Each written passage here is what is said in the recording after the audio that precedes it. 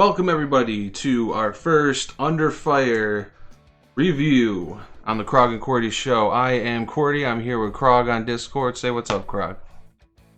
What's up, Krogg? Very good. What's up, guys? Follow directions very well. All right. I do. So our first Under Fire review we're going to do is on Destiny 2. And it's a game that highly anticipated after Destiny 1. We played 2. And we'll kind of get into it here and let you know what we thought. All right, so first, since it's our first one, we have a system of 5 stars. There's 4 different values. It's gameplay, play value, which is basically like if it's free to play, does it have a lot of value? If it's $60, are you getting a bang for your buck? Is there a lot of replay value? Stuff like that. Environment's going to be like community, the actual like world, if it's immersive or if it's just very linear or whatnot. And then originality is just going to be something that, just basically how it strikes us. Is it something that like grabbed us that was a little different, no one was really doing, or they at least utilized something in a good way that no one really has. Okay, so now that I got that explained, I won't have to explain it ever again. Alright, so first, the gameplay for me, for Destiny 2, just off the bat, really good graphics, I thought. I think the gameplay and the art style were really good. With the actual playing it was really smooth. Other than like not getting into like the weapon system and everything, but actually playing the physical game felt really good to me. Just flying around and seemed pretty polished to me. So yeah, I don't know what you thought about the gameplay, Krogg, but the 2 main gripes, I guess I would say, is repetitiveness, right, and low amount of content. Even though they did release updates and stuff, the updates were just very lackluster, adding like 2 to 3 hours of gameplay. Right. Yeah, it's how a different way of looking at it, which is good, because I was just more looking at just like how I played it. Every time I played it, it was super fun. But yeah, obviously play value would go down, but that's our next category. But what did you score it on gameplay alone? on gameplay alone, Yeah, I'd say about 3. 3. Yeah. All right, so I gave it a 5 on Okay. gameplay alone because I had a lot of fun playing it. I thought the graphics were good and smooth to me. Yeah, more into play value. I'm probably gonna over that a little bit. But that's so gameplay gets a 4 because we're gonna average both of ours. So we got a 4 for gameplay, and now we got to do play value. So I kind of have a couple notes here. I have a super fun game right out of the gate. So to get a good like 50 hours out of the game, if that's all you're expecting and it's on sale or something, definitely worth it, I think. But yeah, on the other It's side, actually free to play now. oh yeah, well whatever. I don't know if the DCLs are free and stuff, but maybe it is. Probably not. But anyways, the other end of that, the play value, there's basically what you were saying. No replay value really, because there's no depth in it. Like you get to max level and then it's just repetitive missions go up. Like after playing hours, you go up a couple power level, and then once you cap, PvP is atrocious. right? And then once you cap, it's like yeah, PvP is just. I mean, I wouldn't say it's atrocious. I don't want to like step on his toes, but it was not for us. We'll just say that. Like the competitive nature, it just seemed really dumb. There was seemed like there was like only a couple guns that anyone ever used, so it was just kind of. Yeah. And again, we bought Forsaken. We tried it a second time. We went back to it, and we were pissed. Yep. We paid the money again, and then it goes free to play, and I was just okay. So, would you rate it on play value out of 5? 5 stars. Play value, I'm going with 3 again because it is a big game from a big company, Right. and it does do certain things correctly. Right, but and if you do enjoy it, don't get me wrong, you could play it for a year if that's what you're in. So I mean, there's definitely a lot of replay value there. But yeah, I gave it a 3 as well, just because I feel like they need a little more substance in why you're grinding. Like, besides just doing a raid to get one weapon or maybe one weapon or something. I don't know. Well, no. See, the thing is, the best weapons in the game, you just had to go to a specific place and find them. No, I know. Well, whatever it is, I mean, and do something specific to get them. And people would just figure it out on YouTube, right. And then everybody would have this pistol that's ridiculous. Right. That's kind of exactly what I said, but in a different light. But yeah, all right. So we got a 4 gameplay, we got a 3 play value, and then we have environment. So environment, I think the worlds are good. They're pretty vast. Each of them look a little different.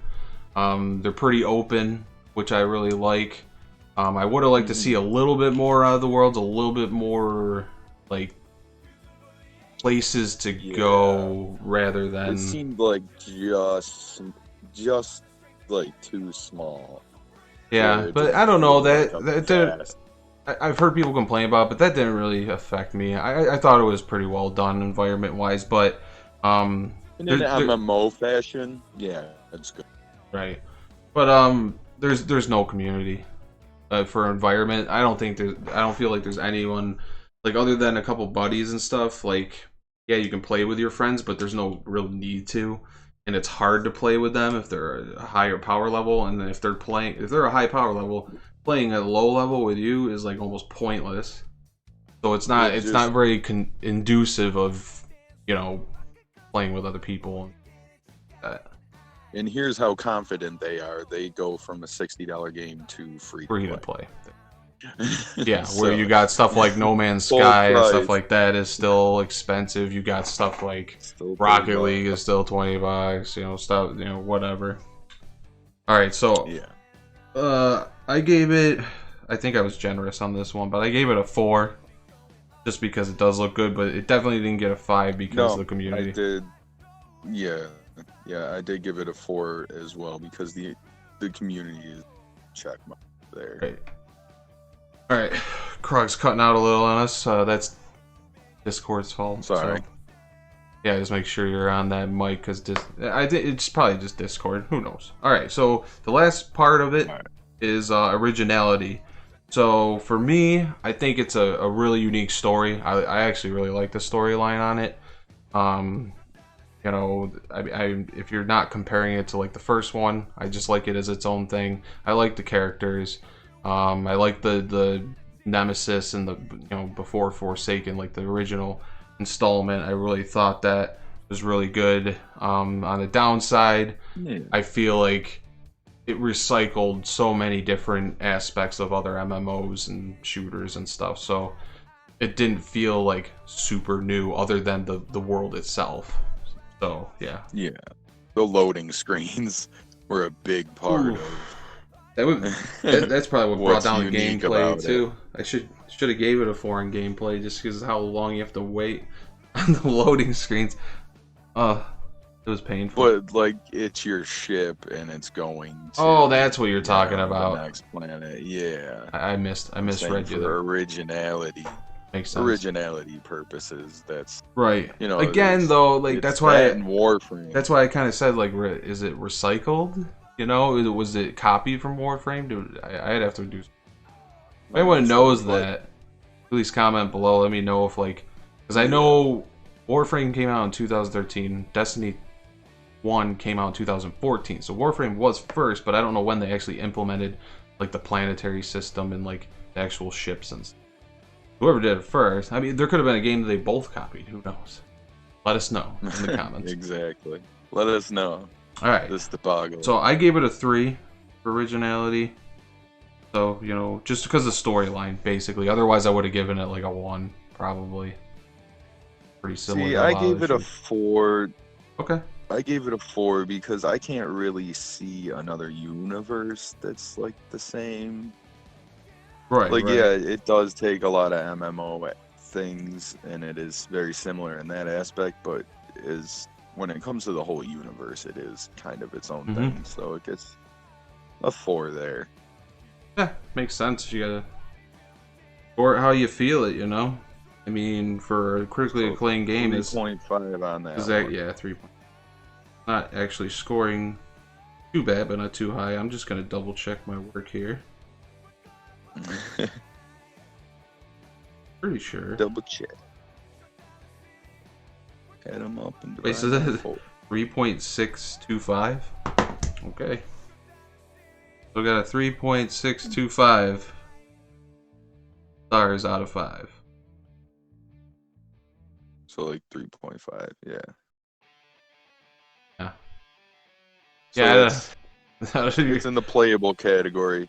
But if you ask us, I would rather play Warframe for free. Right. As well. Right. I mean, there is a lot to like a Warframe. Like you're gonna notice quick in that you're.